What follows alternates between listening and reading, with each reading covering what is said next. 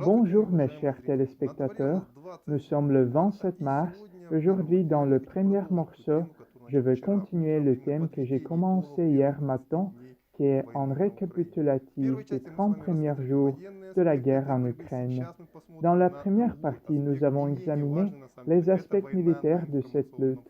Nous allons maintenant examiner un autre aspect, non moins important en fait, qu'est la guerre sur le front de l'information.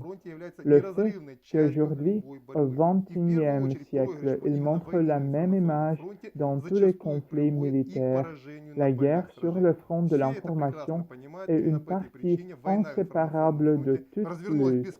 Perdre la guerre sur le front de l'information, en premier lieu, entraîne souvent une défaite sur le champ de bataille. Tout le monde en est conscient. C'est pour cette raison que la guerre sur le front de l'information s'est déroulée sans compromis et à ce jour, au bout de 30 jours, je peux affirmer Kiev est en train de perdre la bataille alors qu'il disposait à l'origine d'une boîte à outils bien plus puissante que la nôtre. C'est précisément parce qu'ils sont en train de perdre la bataille de l'information qu'ils sont si hystériques aujourd'hui, essayant de fermer toutes les chaînes, y compris la mienne, qui montre une image alternative. Faites attention, ni moi, ni mes camarades de la guerre de l'information n'avons jamais suggéré, par exemple, de fermer une certaine chaîne Orestovitch. Au contraire, je me réfère à lui à plusieurs reprises, je le ridiculise constamment, je dis pas question de le faire taire, que toutes les bêtises qui raconte Loshenka ou un autre défenseur du régime de Kiev ne doivent en aucun cas être interdites. Au contraire, nous devons constamment reprendre ces anciennes vidéos et y mettre le nez, parce qu'à l'heure actuelle, et c'est là le principal problème, au bout de 30 jours, l'image réelle que même de nombreux Ukrainiens peuvent voir est en désaccord avec ce qui a été déversé dans leur serveur. Hier, lorsqu'il y a eu des tirs de missiles de croisière dans la région de Lviv, dans la région de Volhyne, il y avait des missiles de croisière russes qui volaient dans toute l'Ukraine occidentale, c'est-à-dire. Ici, les résidents, les habitants ont commencé à poser des questions à Loshenka Arestovitch. Arestovitch, vous nous avez dit que les Russes étaient à court de missiles, et hier encore, le maire de Tchernihiv a fait preuve d'hystérie en déclarant ça y est, nous sommes complètement foutus. Ils vont nous rouler dans l'asphalte dans peu de temps. Comment vont-ils nous rouler dans l'asphalte? L'Ukrainien moyen demandera. Après tout, vous nous avez dit que tout va bien là-bas, que Tchernihiv tient bon. Au contraire, avec succès, contre-attaque et ne laisse pas l'ennemi à plus de quelques dizaines de kilomètres de la frontière. Il est également difficile pour un Ukrainien ordinaire de comprendre pourquoi, par exemple, le Kiev officiel ne peut pas débloquer Mariupol. En effet, selon les cartes, si Mariupol est encerclé, c'est littéralement une fine ligne de troupes russes ou de la LDNR qui, selon l'Ukrainien moyen, peut être franchie assez facilement. L'essentiel est d'avoir une décision politique. En fait, le front a reculé depuis longtemps de 100 km vers le nord et il est clair qu'il ne peut être franchi. Au contraire, de lourdes batailles défensives sont menées ici par les forces armées ukrainiennes et il n'est pas question d'une quelconque attaque sur Mariupol. Aujourd'hui, nous parlons d'encercler et de détruire l'ensemble du front oriental. Et bien sûr, les propagandistes de Kiev ont chaque jour de plus en plus de mal à expliquer à la population pourquoi elle doit se battre jusqu'au bout et pourquoi les choses ne se passent pas comme prévu initialement. Parce que, je vous le rappelle, dès que le combat a commencé, une semaine plus tard, le Charistovitch et d'autres avec eux ont joyeusement déclaré tout. Maintenant, 2 semaines, nous allons les arrêter. Dans 2 semaines, nous les rejetterons à la frontière. Cela fait un mois. Ils ne l'ont pas fait. Au contraire, Kiev est bloqué, car Kiev est bloqué, et la chaudron de Mariupol est essentiellement là. Les défenses près d'Izium ont été percées, les réserves stratégiques ont été brûlées, et la menace d'annihilation plane sur tout ce grand, immense front oriental. Et ici, je veux vous rappeler sur quoi repose l'obstination et l'entendement de la population qui se bat aujourd'hui contre les troupes russes et les troupes de la milice populaire de la DNR et de la LNR et sont sûrs d'une victoire rapide et proche. On le leur dit partout.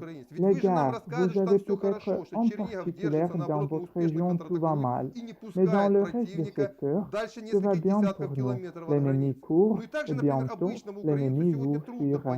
Et la population n'est pas troublée par le fait que pendant 15 jours, on disait que la guerre se terminerait avec la victoire de l'Ukraine dans un mois, puis dans 3, puis dans 5, et il y a quelques jours, on parlait déjà de 7 ou 10 mois.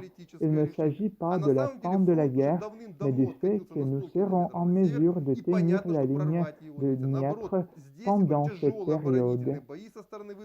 Et vous, Ukrainiens ordinaires, devriez être partisans à l'arrière des troupes russes.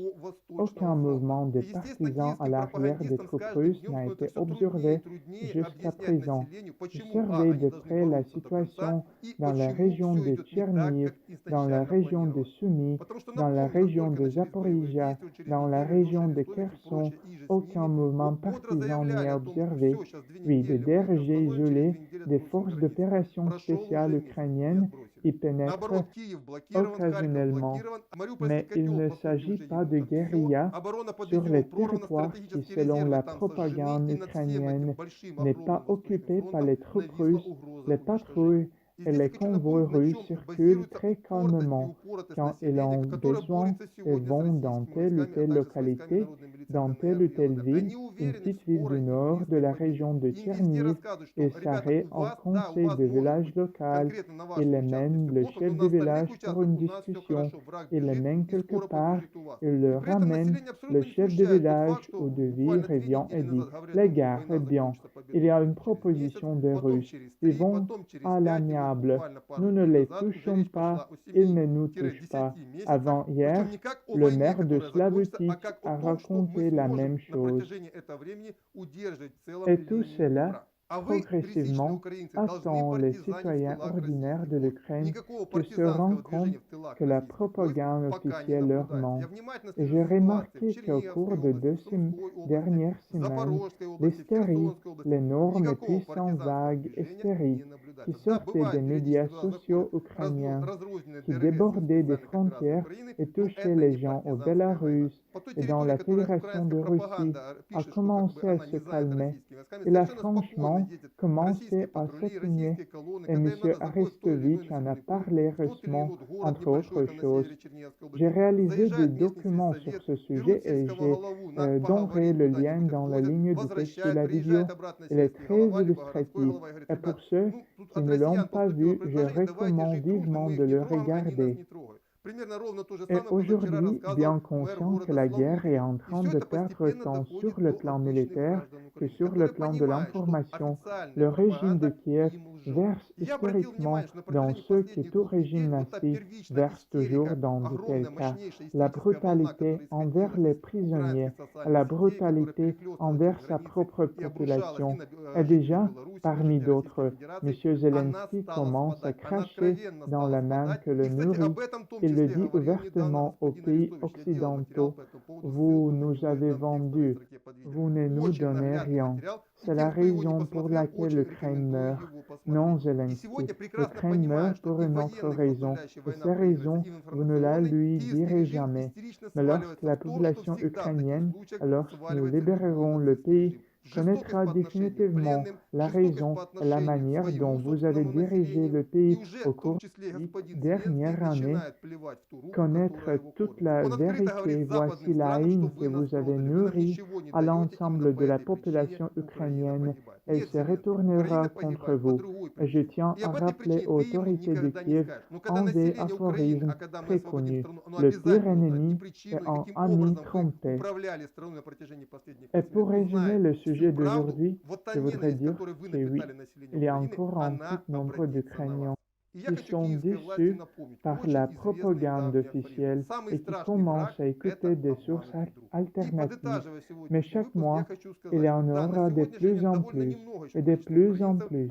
Et nous verrons à quelle vitesse l'humeur des Ukrainiens change, surtout dans le contexte des événements qui se déroulent dans les semaines et les mois à venir, lorsque le régime de Kiev se détruira lui-même. C'est ce que je voulais dire dans ce numéro. Et le prochain numéro que je prépare aujourd'hui n'est pas un numéro standard, mais un numéro spécial, celle que je prépare depuis plusieurs semaines et que j'ai annoncé il y a quelques jours. Et cela concernera également la guerre de l'information. Nous y parlerons de notre offensive, non seulement dans le domaine de l'information en Ukraine, mais aussi dans celui de l'information en Europe et aux États-Unis. Il est temps de frapper, c'est tout. Attendez ce numéro et j'en ai fini pour l'instant.